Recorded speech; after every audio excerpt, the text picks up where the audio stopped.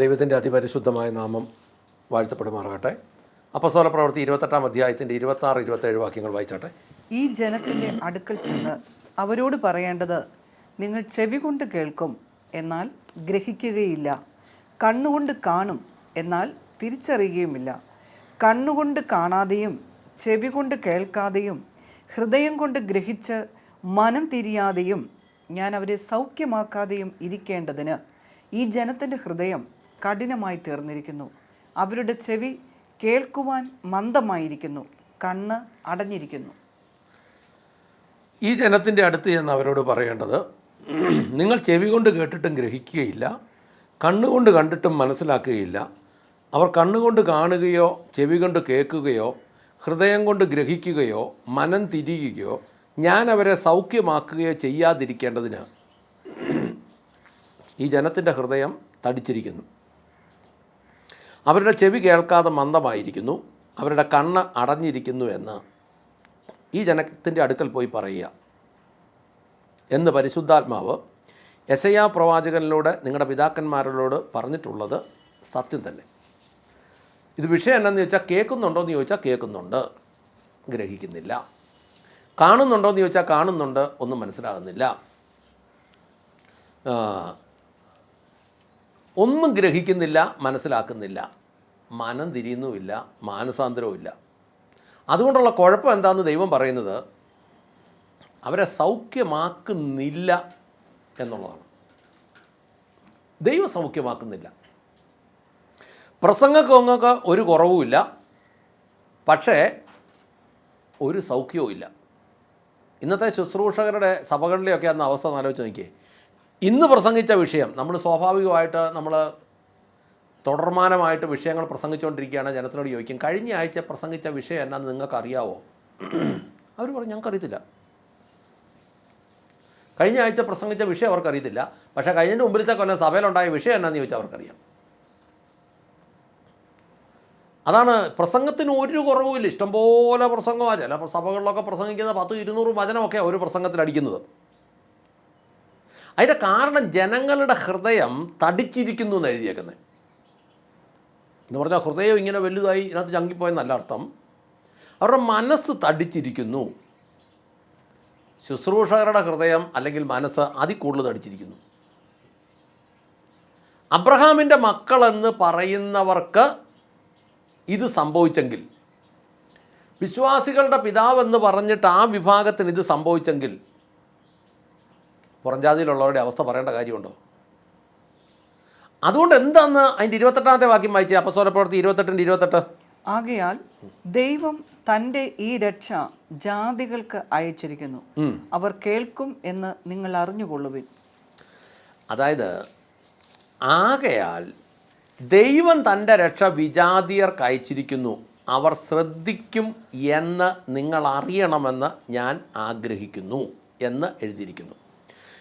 ദൈവം തൻ്റെ രക്ഷ ആകയാൽ വിജാതിയർക്ക് അയച്ചിരിക്കുന്നു. ഇത് നമ്മുടെ അടുത്ത് വരാനുള്ള കാരണം, ഇന്ത്യയിലും കേരളത്തിലും ഒന്നും യഹൂദന്മാരാരും ഇപ്പം നിലവിലില്ല എന്ന് നമുക്ക് മനസ്സിലാക്കാം. ഈ യഹൂദൻ്റെ അടുത്ത് ചെന്നപ്പോൾ അവരിത് കേൾക്കാഞ്ഞുകൊണ്ടും ഗ്രഹിക്കാഞ്ഞതുകൊണ്ടും, ഇത് കേൾക്കാനും ഗ്രഹിക്കാനും പറ്റുന്നവൻ്റെ അടുത്തേക്ക് ഇത് പോയി എന്ന് നമ്മൾ മനസ്സിലാക്കുന്നു.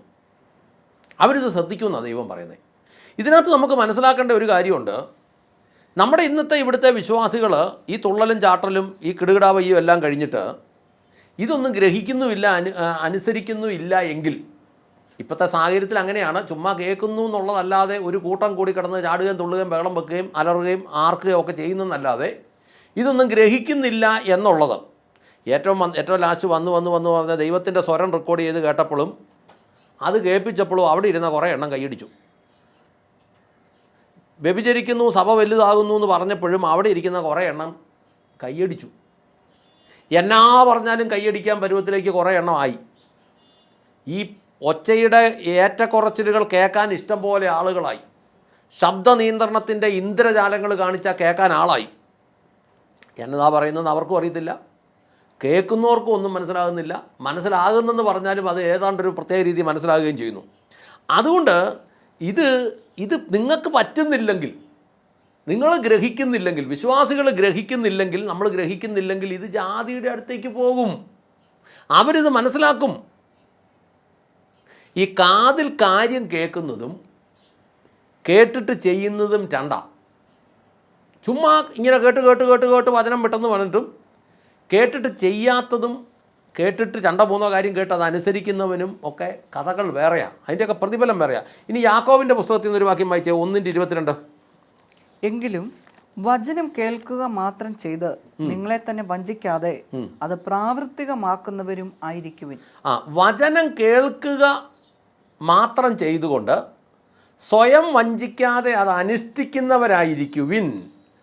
എങ്കിലും 22 പറയുന്നത് വചനം കേൾക്കുക മാത്രം ചെയ്തുകൊണ്ട് സ്വയം വഞ്ചിക്കാതെ അത് അനുഷ്ഠിക്കുന്നവരായിരിക്കുവിൻ. ചുമ്മാ കേൾക്കുന്നത് കൊണ്ട് വഞ്ചന സംഭവിക്കുന്ന എഴുതിയേക്കുന്നത്. വചനത്തെ അനുഷ്ഠിച്ചില്ലെങ്കിൽ എന്ന് പറഞ്ഞാൽ കേട്ടിട്ട് അനുസരിക്കുന്നില്ലെങ്കിൽ സ്വന്തമായിട്ട് തന്നെ വഞ്ചനയുണ്ടാകും. എന്ന് പറഞ്ഞാൽ വഞ്ചനയുടെ ആത്മാവിന് നാം തന്നെ ജീവൻ കൊടുക്കും. വചനം കേൾക്കുന്നുണ്ട് പക്ഷേ അനുസരിക്കുന്നില്ലെങ്കിൽ വഞ്ചനയുടെ ആത്മാവിന് നാം തന്നെ ജീവൻ കൊടുക്കും. അതുകൊണ്ട് എന്നാ വിഷയം എന്ന് വെച്ചാൽ വചനപ്രസംഗമൊക്കെ കേട്ടാലും നമ്മൾ അനുസരിക്കുകയൊന്നുമില്ല, വചനം വായിച്ചാലും നമ്മൾ അനുസരിക്കുകയൊന്നുമില്ല. നമ്മളിത് വായിക്കും കേൾക്കും. ദൈവം നടത്തും, പക്ഷേ നമുക്ക് അപ്പടി പരാതിയായിരിക്കും. ദൈവം നടത്തുമെന്ന് നമ്മൾ പറയും, പക്ഷേ നമ്മുടെ പരാതി മാറിയ നേരവും കാണുകയില്ല. നമ്മളെപ്പോഴും ഡിപ്രസ് ആയിരിക്കും. ദൈവം നടത്തുമെന്ന് നമ്മൾ പറയുകയും ചെയ്യും, നമ്മൾ വചനം അനുസരിക്കുന്നില്ല. ഒരു ഉദാഹരണം പറയാമെങ്കിൽ, ഒരു ഗ്ലാസ് വെള്ളം ചോദിച്ചു. അപ്പം വെള്ളം ചോദിച്ചാൽ സ്വാഭാവികമായിട്ടും ചോദിച്ച ആൾക്ക് വെള്ളം കിട്ടിയാലാണ് ചോദ്യം കേട്ടെന്നുള്ളതിൻ്റെ അർത്ഥം. പെന്തക്കോസിലെ രീതി അനുസരിച്ച്, അല്ലെ വിശ്വാസികളുടെ രീതി അനുസരിച്ച് വെള്ളമെന്ന് ചോദിച്ചാൽ വെള്ളം വെള്ളം, ഹയ്യട ഹയ്യ, ഹയ്യോ ഹയ്യോ, വെള്ളം വെള്ളം. പിന്നെ എന്നാ പറയും? ഹൈഡ്രജനും ഓക്സിജനും ചേരുമ്പം വെള്ളമാകും, ഹയ്യോ ഹയ്യോ, അയ്യോയ്യോ അയ്യോയ്യോ. പിന്നെ എന്നാ പറയും? ഒന്നുമില്ല. വെള്ളം കിട്ടിയോന്ന് ചോദിച്ചാൽ വെള്ളം ഒട്ട് കിട്ടിയില്ല. വെള്ളത്തിനെക്കുറിച്ചുള്ള വിശദീകരണങ്ങൾ ചേർന്ന് കുറേ പാട്ടും പാടി കുറേ ചാട്ടലും തുള്ളലും വെച്ചാൽ വെള്ളമാകില്ല. ചോദിച്ചത് ഒരു ഗ്ലാസ് വെള്ളം തരാവുന്ന, അതെടുത്ത് കൊണ്ട കൊടുത്താൽ പ്രശ്നം തീരും. ഇതുപോലെ തന്നെയാണ് വചനം അനുസരിക്കുന്നത്. വചനം അനുസരിക്കണമെന്ന് പറയുമ്പോഴത്തേനും അന്യഭാഷയിൽ 1 മണിക്കൂർ നേരം നിന്ന് ആരാധിച്ചിട്ട് എന്നാ കാര്യം? അത് പറഞ്ഞത് എന്നാന്ന് ആ പറഞ്ഞതിനകത്തുള്ള ആത്മാവ് മനസ്സിലാക്കിയിട്ടുണ്ട്. ദൈവാത്മാവിനൊന്നും ദൈവാത്മാവിന് മനസ്സിലാകും, പക്ഷേ ദൈവാത്മാവിനോടൊന്നും അല്ലേ പറയുന്നത്. അപ്പോൾ നമ്മളിങ്ങനെ നോക്കിക്കഴിഞ്ഞാൽ ശുശ്രൂഷകർക്ക് തിരക്കാണ്. ചോദിക്കുക, ഒരു 3 ദിവസത്തെ ഫാസ്റ്റിങ്ങിന് ഞാൻ ഡേറ്റ് ഒന്ന് നോക്കിക്കോട്ടെ എന്നാണ് പറഞ്ഞത്. ഡേറ്റ് നോക്കുമ്പം അവത്താൽ ഒഴിവുണ്ടെങ്കിൽ ഞാൻ വരും. ഇതിനകത്ത് ദൈവത്തിൻ്റെ കാര്യമോ ദൈവത്തിൻ്റെ സമ്മതമോ ഒന്നും ഒരു വിഷയമേ അല്ല. കാരണം ഇത് എന്താണെന്ന് ചോദിച്ചാൽ, എനിക്ക് ഡേറ്റ് ഉണ്ടെങ്കിൽ, എനിക്ക് പോയാൽ മെച്ചം ഉണ്ടെങ്കിൽ, എനിക്കതിനനുസരിച്ചുള്ള സാഹചര്യങ്ങൾ കിട്ടുമെങ്കിൽ, മാനം മഹത്വവും പണവും പച്ചക്കറിയും അരിയും സഹിതം കിട്ടുമെങ്കിൽ, അല്ലെങ്കിൽ അതിനുള്ള ഫണ്ട് കിട്ടുമെങ്കിൽ, ടിക്കറ്റ് കിട്ടുമെങ്കിൽ, ദൂരോട്ടൊക്കെ ആണെങ്കിൽ അങ്ങോട്ടും ഇങ്ങോട്ടും ഫ്ലൈറ്റ് ടിക്കറ്റും പ്ലസ് TADA ഒക്കെ കിട്ടുമെങ്കിൽ, ഇതിനെന്തിനാണ് ദൈവത്തിൻ്റെ റോള്? ഇതിനകത്ത് ദൈവത്തിനുമായിട്ട് യാതൊരു കാര്യവുമില്ല. ശുശ്രൂഷകന് നിലത്ത് നിൽക്കാൻ നേരവുമില്ല. ശുശ്രൂഷയോട് ശുശ്രൂഷയാണ്. പക്ഷേ ഒരു മാറ്റവുമില്ലാത്ത, ഈ വ്യക്തിക്ക് മാറ്റം വരാതെ ഇയാൾ പോയി ശുശ്രൂഷിച്ചാൽ വേറൊരു മനുഷ്യനും മാറ്റമൊന്നും വരികയില്ല. കുറച്ച് പേര് കേൾക്കും. ഈ കേട്ട് കേട്ട് കേട്ട് രസിക്കും എന്നുള്ളതല്ലാതെ ഇതിനകത്തുനിന്ന് ഒരു ഗുണം ഉണ്ടാകാൻ പോകുന്നില്ല. ഇനി യോഹന്നാൻ 13 അങ്ങനെ മാറ്റമില്ലെന്നുള്ളതിൻ്റെ ഏറ്റവും വലിയ തെളിവാണ്. യോഹന്നാൻ 13 1-2 വായിച്ചേ. താൻ ഈ ലോകം വിട്ട് പിതാവിന്റെ അടുക്കിലേക്ക് പോകുവാനുള്ള സമയമായി എന്ന് പെസഹ പെരുന്നാളിന് മുൻപ് യേശു അറിഞ്ഞു. ലോകത്തിൽ തനിക്കുള്ളവരെ സ്നേഹിച്ച അവൻ അവസാനത്തോളം അവരെ സ്നേഹിച്ചു. അത്താഴ സമയത്ത് പിശാച് ശിമോന്റെ മകനായ യൂദാ ഇസ്കറിയത്താവിന്റെ ഹൃദയത്തിൽ യേശുവിനെ ഒറ്റിക്കൊടുക്കുവാൻ പ്രേരിപ്പിച്ചിരുന്നു. ഇതിൽ പ്രധാനമായ കാര്യം യോഹന്നാൻ സുവിശേഷം 13-ാം അധ്യായത്തിൻ്റെ തുടക്ക ഭാഗം യേശു തിരുവത്താഴത്തെക്കുറിച്ചാണ് പറയുന്നത്. ഈ സ്ഥിരമായി പ്രസംഗിക്കുകയും കേൾക്കുകയും ചെയ്യുന്നവരൊന്നും അവിടെ എഴുതിയേക്കുന്നത് അത്താഴത്തിൻ്റെ നേരമായെന്നാണ്. തിരുവത്താഴത്തിൻ്റെ നേരമായി. തിരുവത്താഴത്തിൻ്റെ നേരമായി എന്ന് പറയുമ്പം കേൾക്കുന്നുണ്ട്, പക്ഷേ ഗ്രഹിക്കുന്നില്ല. അത്താഴം എപ്പോഴാണ്? വിദ്യാഭ്യാസം ഇല്ലാത്ത വല്യപ്പനോട് രാവിലെ ചെന്നിട്ട് അത്താഴം കഴിച്ചോന്ന് ചോദിച്ചാൽ അങ്ങേര് തെറിയും പറഞ്ഞ് ഓടിക്കാനുള്ള സാധ്യതയുണ്ട്. എന്നാൽ കർത്താവിൻ്റെ തിരുവത്താഴം ബ്രേക്ക്ഫാസ്റ്റാക്കി, രാവിലത്തെ കാപ്പിയാക്കി, ഉച്ചക്കത്തെ ഊണാക്കി ഒക്കെ മാറ്റി. പൗരോഹിത്യ മതങ്ങളിൽ മുറിക്കുന്നത് അച്ഛൻ തിന്നും, എന്നിട്ട് വിശ്വാസിക്ക് മുറിക്കാത്തത് കൊടുക്കും. വാഴ്ത്തി മുറിച്ചു എന്നാണ്, യേശു വാഴ്ത്തി മുറിച്ചു കൊടുത്തു എന്നാണ് കിടക്കുന്നത്. എന്നാൽ ഇവിടെ എങ്ങനെയാണ് കിടക്കുന്നത്? ഒരുത്തരും ഗ്രഹിക്കുന്നില്ലെന്നാണ് വചനം എഴുതിയേക്കുന്നത്. ഒരുത്തനും ഗ്രഹിക്കുന്നില്ല. അത്താഴം എന്ന വാക്കിൻ്റെ അർത്ഥം പോലും ഗ്രഹിക്കുന്നില്ല. അത്താഴം എപ്പോഴാണ്, അതെങ്ങനെയാണ്, ഒന്നും ഗ്രഹിക്കുന്നില്ല. അതുകൊണ്ട് അപ്പസ്തോല പ്രവൃത്തി 28:28 പറയുന്നു, ദൈവം തൻ്റെ രക്ഷ വിജാതിയർക്ക് എന്ന് പറഞ്ഞാൽ അതിൻ്റെ അർത്ഥം ആവശ്യക്കാരന്. അത് യഹൂദൻ്റെ അടുത്ത് വന്നു, അവൻ ഗ്രഹിച്ചില്ല. അപ്പോൾ ലോകം മുഴുവൻ ജാതികളായ മനുഷ്യരുടെ അടുത്ത് വന്നു, അവർ കുറേ സ്വന്തമായ ചാട്ടവും തുള്ളലുമായിട്ട് അവർ പോയി. അപ്പോൾ അടുത്തത് ദൈവം അടുത്തിടത്തേക്ക് ഈ സംഘടനാ ബന്ധകോസുകാരനെയൊക്കെ അവനെ കൊണ്ട് നടക്കാതെ വന്നപ്പോൾ ഈ ന്യൂജൻകാരൻ്റെ കൊണ്ട് കൊടുത്തത്. ന്യൂജൻകാരനും വെറും കച്ചവടത്തിലേക്ക് ഇത് മാറിക്കഴിഞ്ഞപ്പോൾ ഇപ്പോൾ അടുത്ത തലത്തിലേക്ക് ദൈവം മാറും. ദൈവത്തിൻ്റെ ഉദ്ദേശം എന്താണെങ്കിലും ദൈവം നടത്തത്തക്ക വണ്ണം ദൈവം കൈകാര്യം ചെയ്യും. പക്ഷേ ഒരു കാര്യം, ഗ്രഹിക്കാത്തവന് സൗഖ്യമില്ല. അപ്പോൾ പറയും ഇപ്പോൾ ഞങ്ങൾക്ക് കുഴപ്പമില്ല, ഭാരപ്പെടണ്ട, ഒത്തിരി താമസിക്കാതെ രോഗം വന്നോളൂ.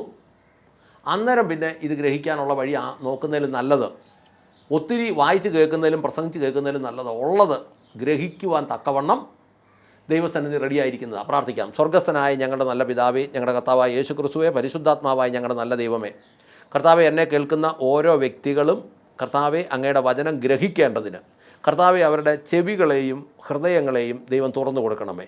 ലുദിയായുടെ ഹൃദയത്തെ തുറന്നു കൊടുത്തു എന്ന് ഞങ്ങൾ വായിക്കുന്നത് പോലെ കർത്താവെ കേൾക്കുന്നത് ഗ്രഹിക്കുവാൻ അങ്ങ് പ്രിയപ്പെട്ടവരുടെ ഉള്ളത്തെ തുറന്നു കൊടുത്ത് അനുഗ്രഹിക്കണമേ എന്ന് പ്രാർത്ഥിക്കുന്നു. കർത്താവെ, യഹൂദന് തൻ്റെ കയ്യിൽ വന്ന രക്ഷ തൻ്റെ കയ്യിൽ വിട്ടുപോയെങ്കിൽ, കർത്താവെ അത് ജാതികളുടെ ഇടയിലേക്ക് വരാൻ ദൈവത്തിന് കൃപയായെങ്കിൽ, കർത്താവെ അത് ജാതികളുടെ ഇടയിൽ വന്നിട്ടും അത് കൈ കിട്ടിയവർക്ക് അത് മുന്നോട്ട് കൊണ്ടുപോകാൻ പറ്റുന്നില്ലെങ്കിൽ, കർത്താവെ അടുത്തവരിലേക്ക് പോകുമ്പോൾ കർത്താവെ അത് ലഭിച്ചവർ അതിൽ ഉറയ്ക്കുവാൻ ദൈവം ഓരോരുത്തരെയും സഹായിക്കണമേ എന്ന് പ്രാർത്ഥിക്കുന്നു. അങ്ങ് പ്രാർത്ഥന കേട്ട് അനുഗ്രഹിച്ച കൃപയ്ക്ക് നന്ദി. യേശു ക്രിസ്തുവിൻ്റെ ധന്യമുള്ള നാമത്തിൽ തന്നെ. ആമേൻ, ആമേൻ, ആമേൻ.